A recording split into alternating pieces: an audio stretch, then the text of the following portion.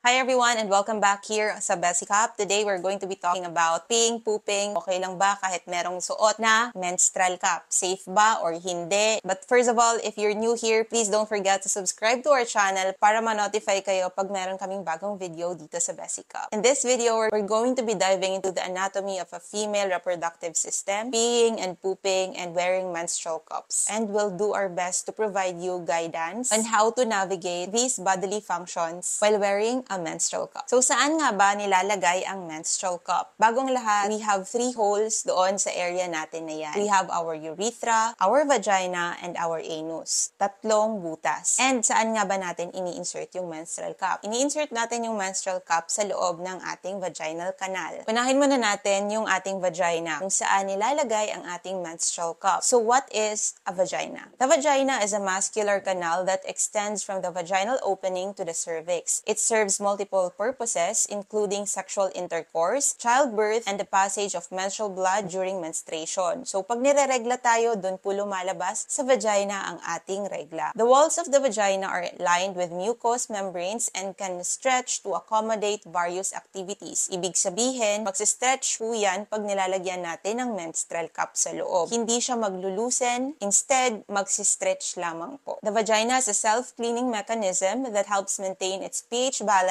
and protect against infections. So, saan nga ba lumalabas yung ating ihi or yung ating urine? Ang ihi po natin ay lumalabas sa ating urethra. So, what is a urethra? The urethra is a small tube that connects the bladder to the outside of the body. Its primary function is to allow the passage of urine from the bladder during urination. The opening of the urethra is located just above the vaginal opening and is surrounded by a sensitive tissue. It is important to note that the urethra is separate from the vagina and has its own distinct pathway. Any misconception suggesting that the urethra and vagina are connecting or that using a menstrual cup can obstruct urination are unfounded. Ibig sabihin po niyan, yung ihi po natin ay never pong lalabas sa ating vagina, lalabas lamang siya sa ating urethra. Pero baka tanungin ninyo, bakit po magkakasabay sila pag umiihi tayo? Para hindi kayo kabahan, magkakalapit lang po kasi talaga ang urethra and yung ating vagina. So, they're naturally positioned close to each other. Now, saan naman lalabas yung ating poops, yung ating tae, or yung ating feces? Ang atin naman pong poops ay lumalabas sa ating anus or sa ating puwet. So, ano nga ba yung anus? The anus is an external opening at the end of the digestive tract. Its primary function is to expel solid waste or yung feces nga na kung tawagin from the body during bowel movement. The anus is surrounded by sphincter muscles that help control the release of feces. Similar to the urethra, the anus is also separate from the vagina and does not have any direct connection to it. Therefore, wearing a menstrual cup should not interfere with normal bowel movement or cause any discomfort. It's essential to understand that while vagina, the urethra, and the anus are in close proximity, they have distinct anatomical structure and serve different purposes. Yung tatlong yan, yung ating anus, yung vagina natin, and yung ating urethra, dahil nga magkakaiba sila ng structure and different din yung kanilang functions, pag nag-insert ka po ng menstrual cup sa loob ng inyong vagina, hindi po yan makakaapekto or makakapigil sa inyong pag-poop. So, makakatae ka pa rin. And doon naman sa ating pagwiwi, kahit naman po magsuot tayo ng ating menstrual cup is it won't stop us from urinating as well. Magfo-flow pa rin po freely ang ating ihi pag nag-urinate tayo. Ang i-collect lang po again ng ating menstrual cup is yung menstrual blood or yung regla. At wala na pong iba. So, what happens when you're peeing and you're wearing a menstrual cup? When it comes to peeing while wearing our menstrual cup, the good news is that you can still safely pee without having to remove your menstrual cup. The menstrual cup is designed to collect only the menstrual blood and not the urine while being worn inside the vagina. And it does not interfere with the process of urination. The cup sits lower in the vaginal canal while the urethra is where your urine passes. It's located just above the vagina. So when you need to urinate, the urine will flow through the urethra and out of the body. So it is completely separate from our menstrual fluid. Pero please take note that menstrual cup can sometimes put pressure on your bladder. This does not mean that every person who uses a menstrual cup will experience this one, but you have to be aware. When you purchase a menstrual cup, make sure that you purchase something na perfect for your body and not too firm, not too soft, because there are some menstrual cup users that experience a slight change in their urination pattern while wearing a menstrual cup. These experiences are pretty harmless and can vary from person to person. So first is increased urination frequency. Some individuals may find that wearing a menstrual cup puts pressure on their bladder, leading to a more frequent need to urinate. This is because the cup may press against the bladder, causing it to feel fuller even if there's only a small amount of urine. Number 2, longer peeing duration. You may notice that the duration of your urination is longer than usual when wearing a menstrual cup. This can be attributed to the presence of the cup, which may slightly obstruct the flow of urine. It's typically not cause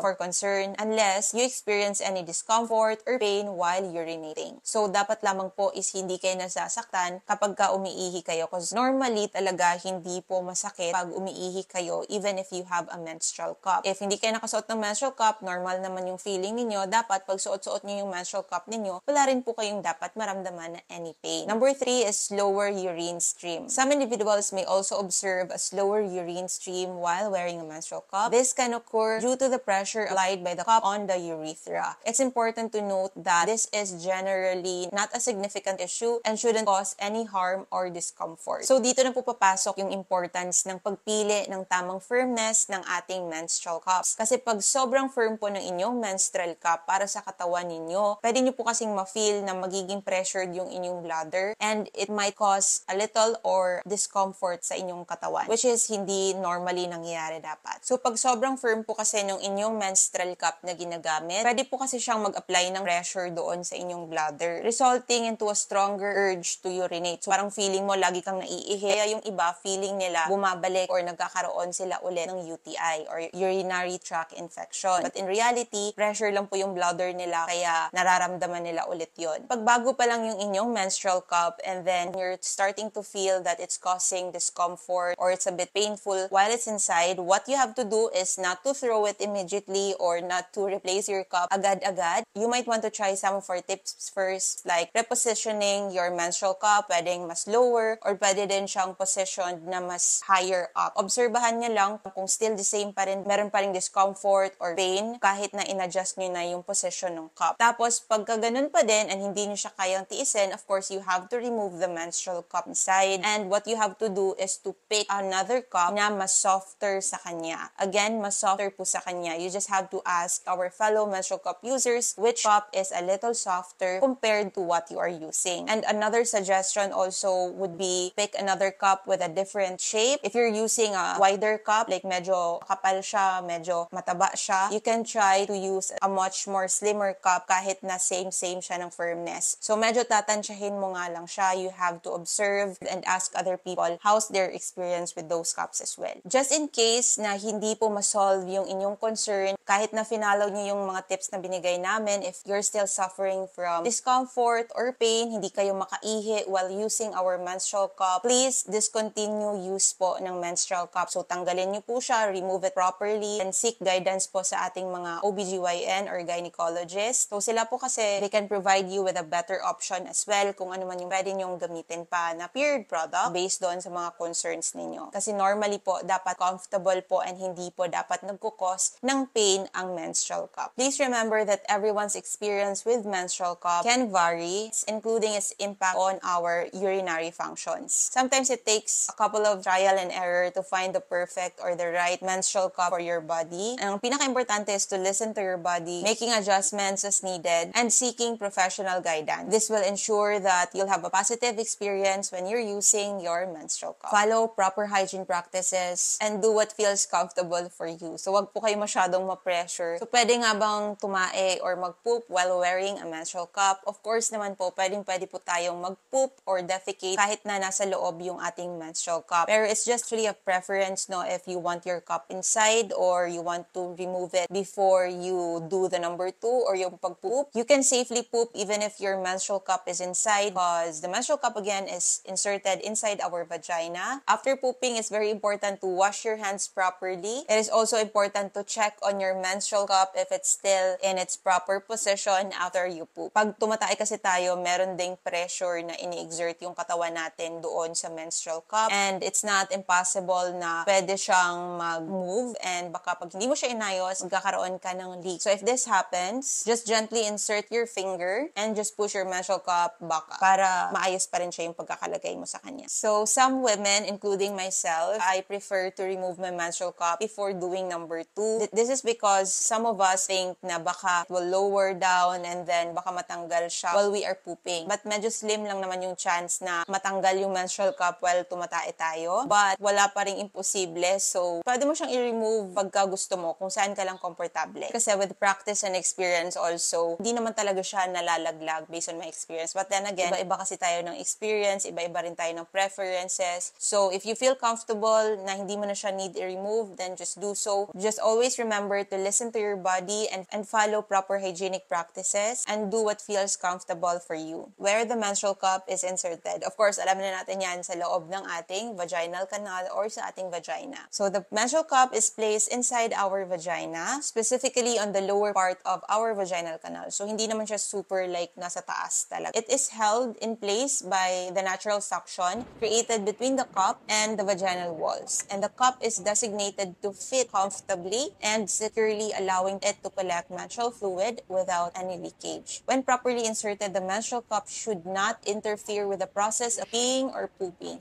So here are some frequently asked questions when you're using a menstrual cup. First is, nag-cause po siya ng UTI. Properly using and maintaining a menstrual cup does not directly cause urinary tract infection. However, poor hygiene practices or improper use of your menstrual cup might contribute to developing a UTI. Make sure po na pag magre-re-empty kayo ng inyong menstrual cup para po malesen yung pag-grow ng bacteria is to wash your hands properly. Also, make sure na after mong i-reinsert yung inyong menstrual cup ay i-wipe nyo po ng properly yung inyong area para po hindi siya mag-moist, yung parang maging area for the bacteria to grow. So, wipe it properly and avoid using very tight clothing or undergarments. Ano ba dapat ninyong gagawin? Just in case na ma-drop ninyo yung inyong menstrual cup, don't panic. Here's what you can do. First is, you have to retrieve the cup. Ibig sabihin, pulutin mo yung menstrual cup mo. Pwede mong gamitin syempre yung kamay mo or kung meron kang disposable glove, plastic, yun yung gawin mong pampulot. Number 2 is to rinse and clean your menstrual cup. If possible, use warm water and mild and scented soap to clean your menstrual cup. And avoid using harsh chemicals. Guys, baka kasi biglang lagyan mo siya dyan ng mga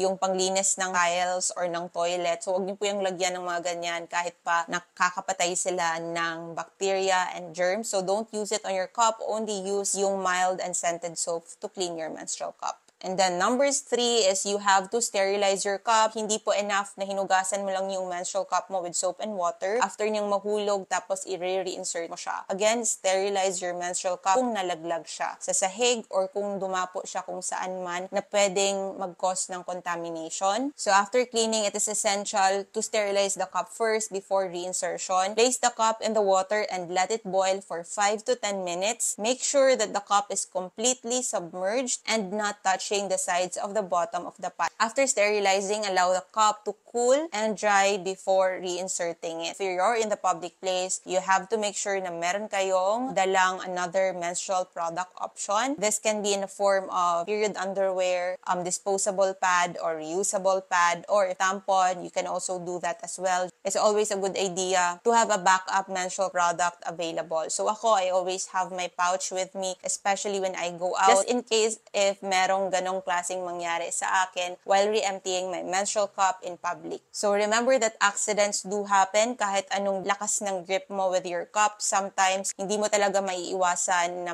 madulas siya, malaglag siya. And the most important thing is to prioritize cleanliness and hygiene when it comes to handling and using our menstrual cup, menstrual discs, and even tampons. That's a wrap, Bessie. Thank you so much for watching this video. If you have questions, clarifications, please don't hesitate to drop them sa comment section below. Again, if hindi pa kayo nakasubscribe sa aming channel, please subscribe to our channel para ma-notify kayo pagka meron kaming bagong in-upload na video. You can also follow us sa aming ibang social media accounts like our Facebook, Instagram, and of course sa aming TikTok. That's it. Thank you so much for watching. I'll see you again next time.